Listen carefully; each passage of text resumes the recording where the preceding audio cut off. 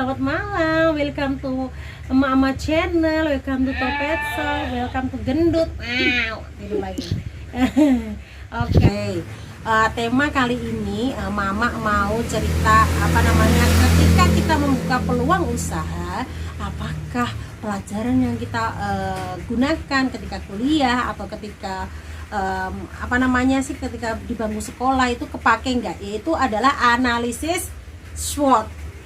Apa itu analisis SWOT? Kalau di bahasa Inggris kan saya nggak begitu pahamnya. Yang jelas pada dasarnya untuk analisis SWOT itu adalah mengenai ketika kita mau membuka usaha, kita harus mempunyai langkah-langkah. Di antaranya adalah apa kelemahan usaha kita, apa kelebihannya, apa peluangnya, apa ancamannya, gitu kan. Analisis SWOT itu ada 4 itu tadi. Jadi yang sudah mungkin kuliah di jurusan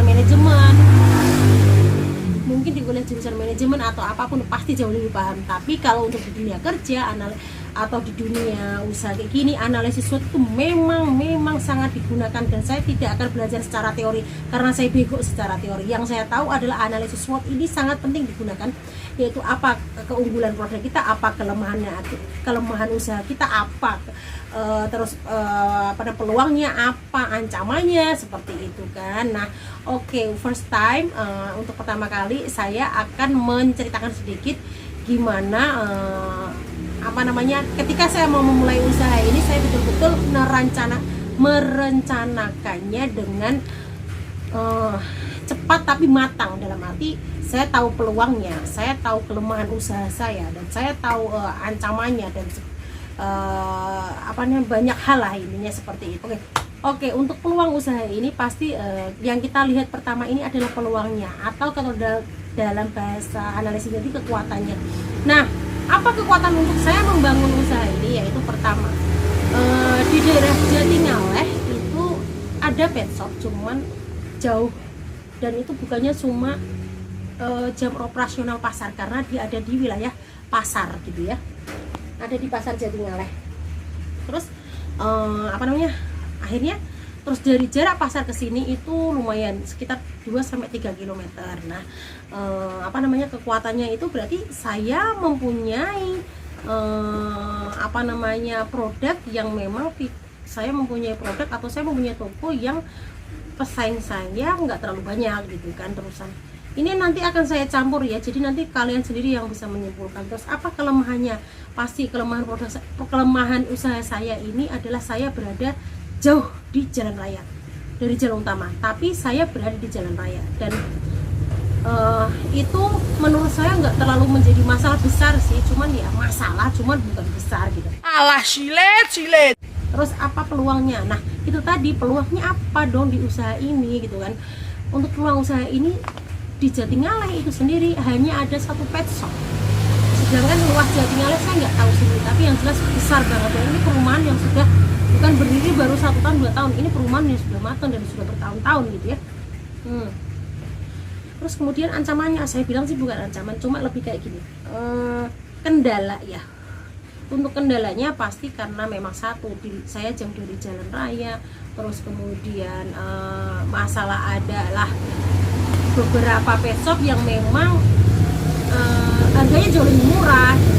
Nah, saran saya untuk kalian yang mau membuka usaha, memang sangat diperlukan sekali analisis ini untuk membuat usaha kalian jeli. Kayak saya dulu gagal ketika saya membuat bisnis butik di sini. Kenapa saya gagal? Oh, ternyata butik di daerah sini bukan hal yang konsumtif, atau bukan hal yang setiap hari orang cari gitu. Kamera maju, omonganku terlalu jauh deh.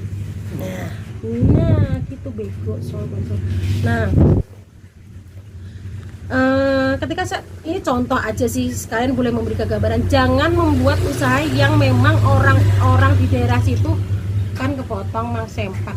Orang di daerah situ bisa menjangkaunya melalui toko lain, online shop kan banyak sekali. Nah, kalau untuk pakan kucing saya rasa ketika orang online shop jauh lebih mahal.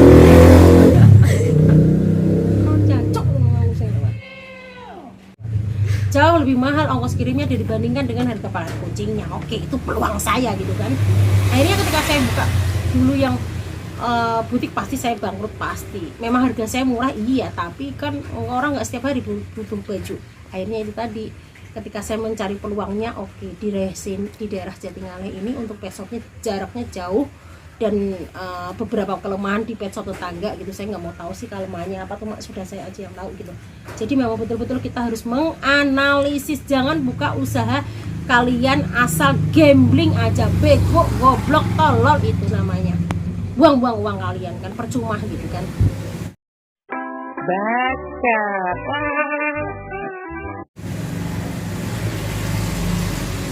Menteri ini lewat, oke. Kenapa saya kalau bikin video selalu kepotong-potong, karena ini jalan raya sayang, saya nggak bisa fokus gitu ya, nggak masalah ya.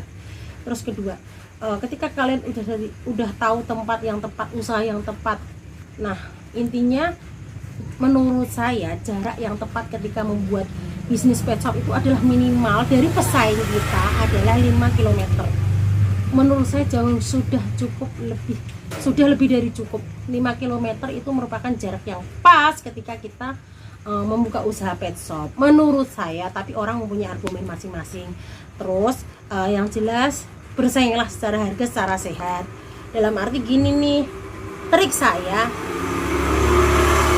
karena orang usaha pet shop itu atau orang yang mempunyai kucing, tanganmu kesel saya nyekelin, tahu jancok ya.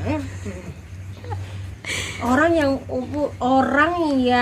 mempunyai kucing belum tentu secara ekonomi dia matang banget. Jadi ketika kalian memberikan harga pada kucing yang makan kucing yang paling laris, kasihlah untung yang kecil aja, jangan banyak. Karena apa? Kalau dia continuous gitu, dalam arti kayak bol itu kan harganya kontinu, kita ngambil untungnya sedikit, tapi pembeliannya kuantitasnya itu jauh lebih banyak gitu kan, itu kan juga untung toh buat kita gitu. Kecerancong. Udah gitu aja, alami, miring lagi kan. Nah, seperti yang vlog saya kemarin, jangan merek terlaris, please kasih harga termurah, please. Kenapa itu jadi kayak branding buat usaha kalian sendiri gitu. Nah itu sih kalau saya cerita saya, analisis SWOT itu adalah analisis yang paling penting ketika kalian mau memulai usaha. Lihat anak saya, kamera mundur, ketika awaknya telur, udah gitu ambil aja, kayak didongengin anak saya. Nah, mundur sedikit, oke, gitu. Pelajarilah analisis SWOT, karena itu akan membantu perencanaan usaha kalian. Bikin usaha walaupun itu kalian merencanakannya pendek, tapi kalau matang, lihat peluang, itu insya Allah jadi. Dan dicari orang, jangan usaha yang sudah ada di 1 km sudah ada, 2 km sudah ada, percuma. Cari peluang yang memang usaha kalian nggak ada di daerah tersebut, dalam arti ada cuma terbatas gitu. Ilmu dari Bu dosen kali ini, analisis SWOT penting menurut kalian atau tidak jemaah? Penting. Goblok, kalian kan jurusan manajemen kan, kenapa kalian tak tahu? Gatel cepet nyamuk gitu menurutku jamaah. Jadi pelajarilah analisis itu, cari tahu di lingkungan kalian gimana dunia perkucingannya, peranjingannya, perkelinciannya, pokoknya cari tahu apakah itu bisa menjadi peluang. Terus cari tahu bukan kompetitor kalian jauh nggak dari kalian, cari tahu harga kompetitor kalian jauh lebih murah atau tidak gitu. Jadi kompetitor itu bukan musuh kita, tapi dia adalah saya bilang guru kita, dimana kita belajar dari dia, harga dia berapa, cara mereka manajemennya kayak gimana gitu. Ingat, kompetitor bukan musuh kalian, melainkan mereka adalah partner kalian dan guru kalian. Oke, gitu channel Mama hari ini. Semoga tidak bermanfaat buat kalian yang tidak mau membuka usaha pet shop, tapi bermanfaat untuk orang yang memang sedang mau memulai usaha ini. Terus jangan lupa ya, kan capek ya ngomong, like, comment, subscribe, like, comment, subscribe. Bye.